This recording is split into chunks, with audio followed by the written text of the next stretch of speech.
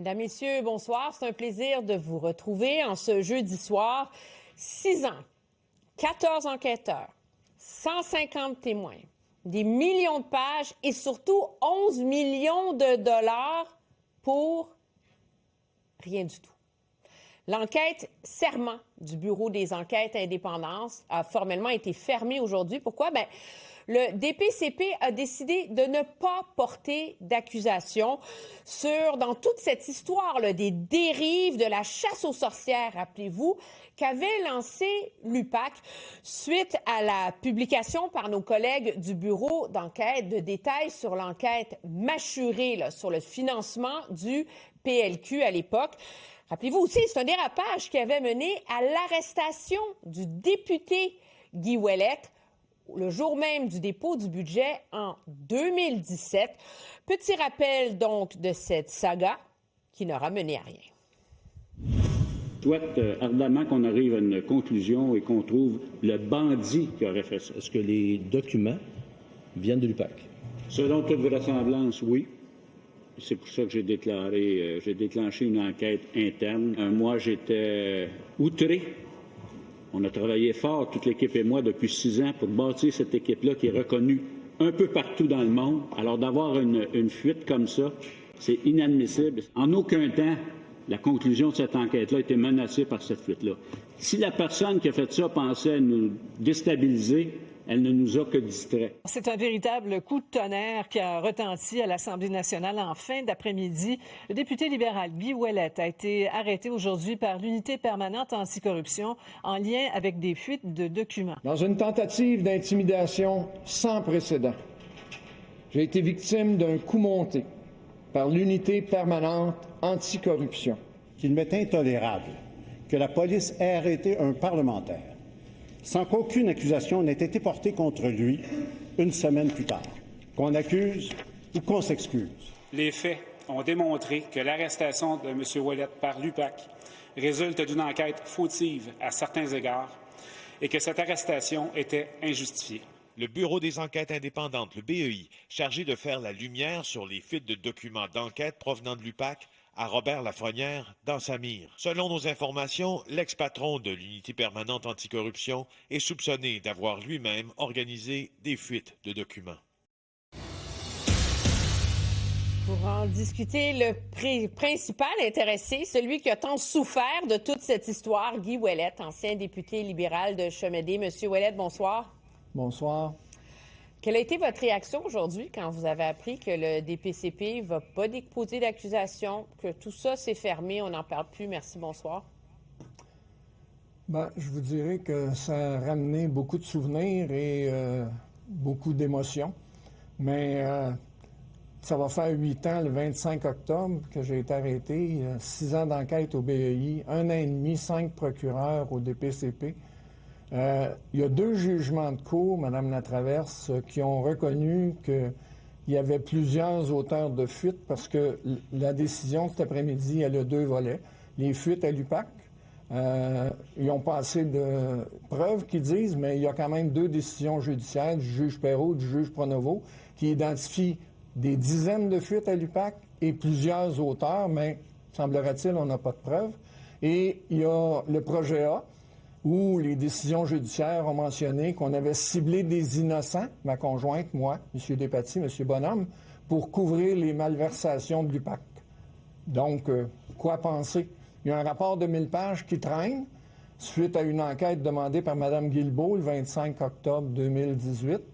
Je pense que ça serait important que la population ait accès à ce rapport parce qu'il y a eu 150 témoins. Et s'il y a du monde qui savait des choses, on a été les derniers informés la journée qu'il y a eu les arrestations de ma conjointe et de moi-même. On va reprendre ça du début. Premièrement, cette enquête, le projet, on a vu les extraits de M. Lafrenière. C'était vraiment une chasse aux sorcières là, pour savoir c'était qui les sources journalistiques qui ont coulé des éléments du dossier mâchuré. Vous avez été arrêté. On comprend qu'ils pensaient que vous étiez partiellement responsable. Cette arrestation de l'UPAC, là, pour les gens qui n'ont pas suivi tout ça, il faut le dire, là, ça a eu un impact dévastateur sur votre carrière et sur votre vie, là. Définitivement, ça a eu un impact dévastateur. Puis Comme je vous ai mentionné, vous l'avez passé dans votre reportage, quand le député Pierre-Michel Auger a demandé si les fuites à l'UPAC et les documents venaient de l'UPAC. Monsieur, la réponse qu'il a eue, c'est oui, ça vient de l'UPAC. C'est à n'y rien comprendre que après. Et c'est vous qu'on a arrêté, un député de l'Assemblée nationale. Il faut comprendre que j'étais président de la Commission des institutions, Mme Latraverse, et comme président de la Commission des institutions, j'avais le devoir de la Commission était de demander des comptes à l'UPAC sur ses activités. Fait que, en partant du moment où l'UPAC a procédé à mon arrestation, bien, il n'y a plus jamais, depuis 2017, de questions posées à l'UPAC par les députés de l'Assemblée nationale. Finalement, monsieur, votre théorie, c'est que M. Lafrenière vous avez pris en grippe puis il s'en sort comme si de rien n'était. Bien, la réponse du DPCP aujourd'hui, presque 8 ans plus tard, c'est qu'ils ont pas assez de preuves pour l'accuser, même s'il y a 2 jugements du juge Perrault de la Cour du Québec et du juge Pronovo. J'aime beaucoup mieux me fier à ce que le juge Pronovo de la Cour supérieure a constaté dans ses conclusions qu'il avait ciblé des innocents pour couvrir les malversations. Parce que, quand même, là, ça a duré 6 ans. 14 enquêteurs qui ont fait des perdièmes, des dépenses, des déplacements, des millions de documents. 11 millions de dollars. Puis on ne saura jamais le fin fond de cette histoire-là. Là. C'est un peu ça, la morale de l'histoire. Ça a coûté plus que 11 millions. 11 millions, c'est ce que l'Accès à l'information avait divulgué en 2023. Et le meter avait continué de tourner. Oui, 14 enquêteurs, 6 ans d'enquête. Faut pas oublier que ça va faire 8 ans, là.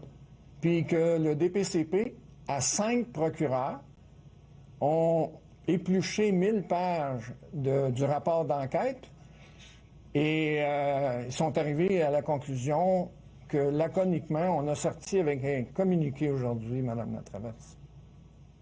Ça vous agace, ce communiqué laconique? Bien, il va falloir se poser la question si aujourd'hui, dans le cadre... Si c'est un communiqué laconique à 2 heures en pleine commission d'enquête sur un autre sujet, après 8 ans, il y a 2 décisions judiciaires qui viennent à l'encontre complet de la conclusion auquel sont arrivés 5 procureurs aujourd'hui. C'est quand même... Je me fie plus à ce que le juge Pronovo de la Cour supérieure en est arrivé à la conclusion, puis le juge Perrault de la Cour du Québec. Êtes-vous amer? Non. Non, vous savez... Ils ont ruiné votre carrière, puis eux autres, ils prennent leur retraite, tout va bien, on a dépensé des millions, tout le monde rentre chez eux. Puis vous êtes le seul qui a payé. Nos vies, je ne suis pas le seul. Ma conjointe, ça lui a coûté sa carrière. Monsieur Despatie, ça lui a coûté sa carrière. Monsieur Bonhomme, ça lui a coûté sa carrière. Tous les membres qui étaient près de nous 4, ça lui a coûté leur carrière. Puis à la fin, ben, à 2 heures, un petit communiqué laconique. Tout est beau, Madame la Marquise. Il ne s'est rien passé. L'espoir de cette enquête du BEI, on s'entend, au-delà de cibler les responsables et de les rendre responsables des dérives dans leur comportement et dans leurs enquêtes, c'était aussi qu'on comprenne ce qui s'était passé, qu'on comprenne où étaient les erreurs, qu'on en tire des leçons. Est-ce que l'UPAC peut tirer des leçons? Est-ce que la société peut comprendre ce qui s'est passé quand tout ce qu'on a, comme vous dites, c'est un communiqué laconique? Bien, je vous dirais que je pense que vous en avez passé un petit bout de reportage. Quand le commissaire qui a remplacé l'ancien commissaire est venu reconnaître publiquement le 10 juin 2021 que c'était une arrestation injustifiée, que ça n'avait pas été fait dans les règles de l'art et que l'UPAC admettait ses torts, ben je ne sais pas ce que ça va prendre de plus. Puis, il y a eu une recommandation de fait par le comité sur la réforme policière où on recommandait de fermer l'UPAC. Puis là, ça, c'est une décision politique qui n'est pas de mon ressort. La Sûreté du Québec est très capable de faire les enquêtes sur la corruption au Québec. Donc, vous n'êtes pas rassuré que l'UPAC de 2025 a tiré des leçons des dérives de 2017? Absolument pas. Pourquoi? Non, je vous dirais absolument pas. Des abus de pouvoir, il y en a partout, Mme Latraverse. Puis je pense que on aura à questionner le travail dans les différents dossiers, mais on est très mal parti. Pourquoi vous dites ça? Bien, je dis ça par expérience du travail que j'ai fait pendant 32 ans au sein de la Sûreté du Québec. Je veux dire, il y a eu une mauvaise tangente et il y a eu des mauvaises décisions qui ont été prises, puis je suis pas convaincu qu'on en a tiré des leçons. 6 ans d'enquête du BEI, 1000 pages de rapport, 1 an et demi de discussion au DPCP pour arriver avec la décision d'aujourd'hui. C'est rien pour rassurer la population.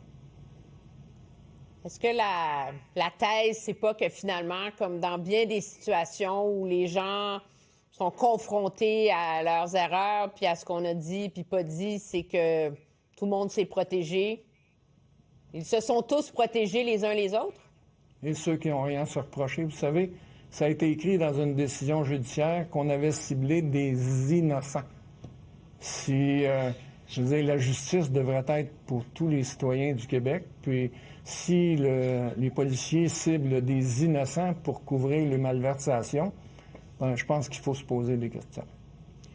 Je regarde le fruit de ça, là, tu sais, 11 ans d'enquête, etc., tout le monde se couvre, finalement, on ne sait pas, puis on savait pas, on n'a pas assez de preuves, etc.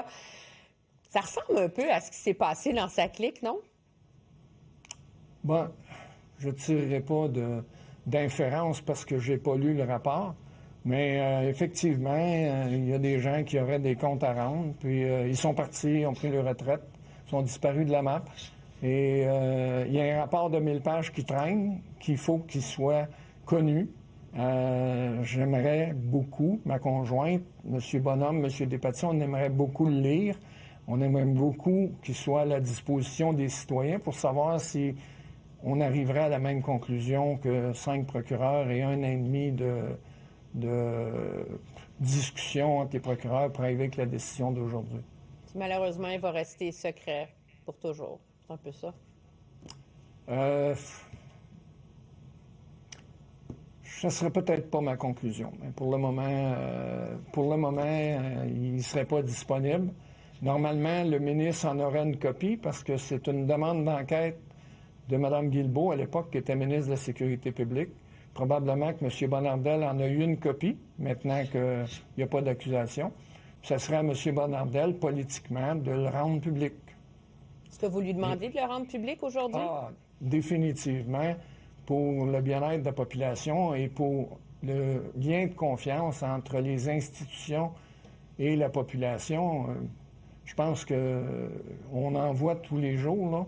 Je pense que ça serait important que le ministre de la Sécurité publique, qui est à l'origine de cette demande d'enquête, rende public ce rapport de 1000 pages. Guy Ouellette, ancien député de Chamédé du PLQ, je vous remercie sincèrement d'avoir pris le temps de témoigner de cet épisode difficile avec nous ce soir. Merci, Mme Latraverse.